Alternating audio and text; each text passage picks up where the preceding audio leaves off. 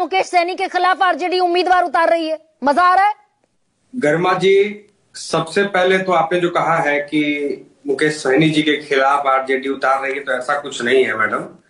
आपने शायद आरजेडी के द्वारा जो लेटर जारी हुआ है, उनके महासचिव मुकुंद सिंह जी, प्रदेश महासचिव है मुकुंद सिंह जी, उन्होंने जिला निर्वाचन पदाधिकारी दरभंगा को लिखा है कि गौरा बोराम से जो भी आरजेडी के कैंडिडेट है उनको वैध ना माना जाए। वो लेटर जारी हो चुका है। अच्छा, ठीक तो है। अपोजिशन में कोई कैंडिडेट नहीं है। तारापुर में आपके खिलाफ आरजेडी लड़ रही है, अरुण शाह को उतार रही है सकलदेव बिंद के खिलाफ।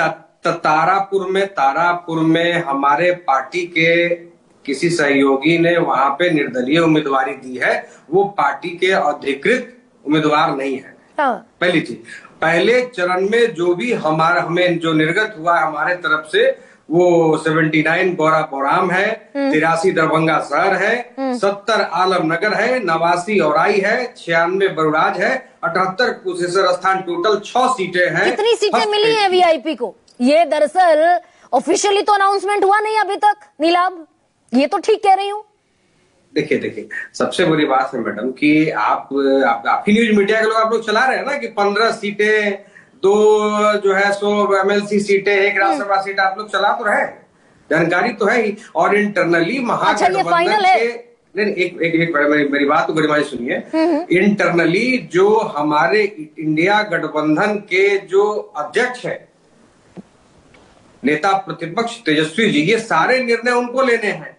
और उस निर्णय में जो सीटें हमारे पास आई हैं प्रथम चरण में, उस पे हमारे उम्मीदवारों ने नामांकन कर दिया है। आपने ऑब्जेक्शन अभी जताया था गौरा बोराम पे, जहां पे राष्ट्रीय पार्टी के राष्ट्रीय अध्यक्ष श्री संतोष सैनी जी ने नामांकन किया है। वहां पे आरजेडी कैंडिडेट वापस हो गए।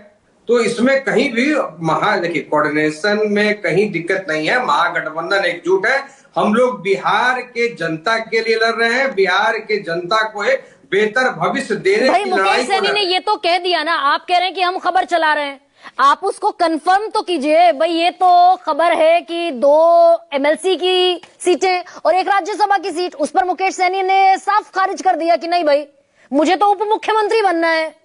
देखिए, अगर हमारे नेता ने इस तरह का बयान दिया है तो इसमें क्या अर्ज है मैडम? अच्छा। डिप्टी अगर महागठबंधन की सरकार अगर बनती है और एक अति पिछड़ा का बेटा, जिसका 10% आबादी हो बिहार के पूरे जनसंख्या में, अगर अति पिछड़ा का बेटा अगर डिप्टी सीएम बनता है, इससे क्या दिक्कत होगी? तो चुनाव लड़ने से, दरअसल चुनाव लड़ते लड़ते फिर क्यों बैकआउट कर गए मुकेश सैनी?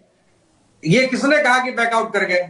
गौरा बोराम से लड़ना था मुकेश सैनी को। नहीं, गौरा बोराम उन्होंने कभी घोषणा किया कि मैं गौरा बोराम से लड़ूंगा? तो मतलब लड़ेंगे मुकेश सैनी चुनाव? गौरा बोराम से पार्टी के राष्ट्रीय अध्यक्ष श्री संतोष सैनी जी को चुनाव लड़ना था। उनका पेपर रेडी था, उन्होंने नामांकन किया। हमारे पार्टी के सुप्रीमो आदरणीय मुकेश सैनी जी ने किसी सीट के बारे में आपको कहा कि फलाना सीट से मैं लड़ूंगा? सीट की घोषणा उन्होंने की थी? नहीं, मैं तो पूछ रही हूँ भाई। अब इतना कंफ्यूजन और इतना लैक ऑफ क्लैरिटी है कि किसी को कुछ पता ही नहीं है। मुकेश सैनी चुनाव लड़ रहे हैं क्या नीलाभ? नहीं, इस सवाल का जरा प्रिसाइज जवाब दीजिए।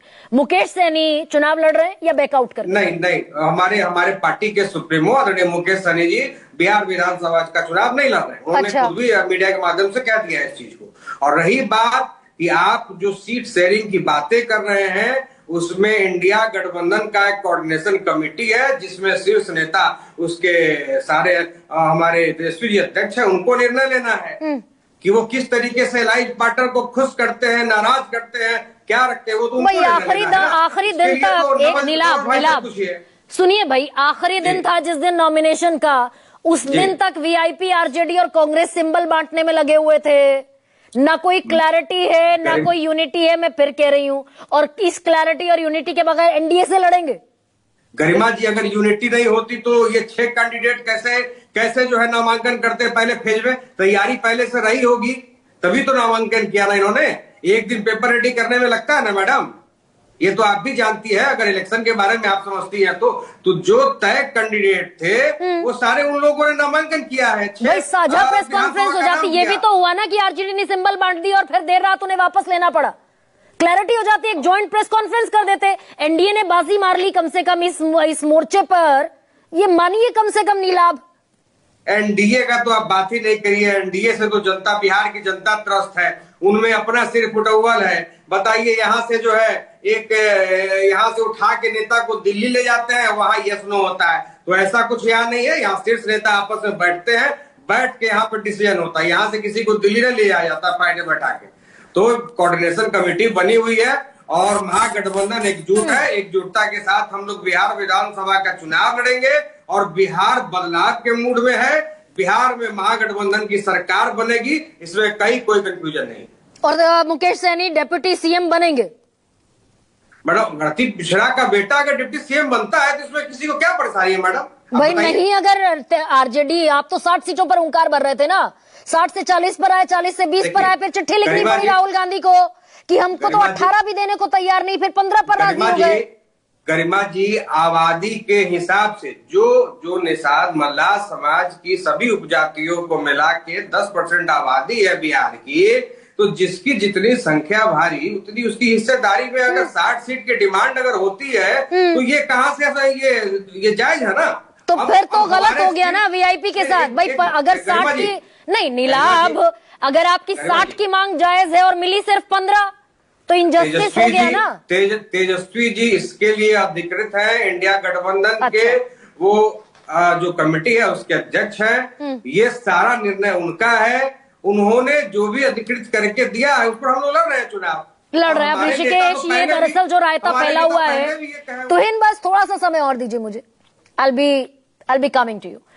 ऋषिकेश, ये जो रायता फैला हुआ है, भाई कोई मानने को तैयार नहीं कि कोई रायता फैला ही नहीं हुआ है। तो हमें दरअसल ये गलत चश्मा हमने लगाकर ये तस्वीर देखने की कोशिश हम कर रहे हैं, हमने गलत चश्मा चढ़ा लिया, ये रायता असल में फैला हुआ है। नहीं, बिल्कुल आप ठीक कर रही हैं, लेकिन देखिए उसमें सिर्फ वही वीआईपी की चर्चा नहीं है गरिमा जी। जेएमएम ने भी 6 कैंडिडेट उतार दिया है और सेकंड फेज में वहां चुनाव होना है। तो जेएमएम को था कि तेजस्वी यादव के कोटे से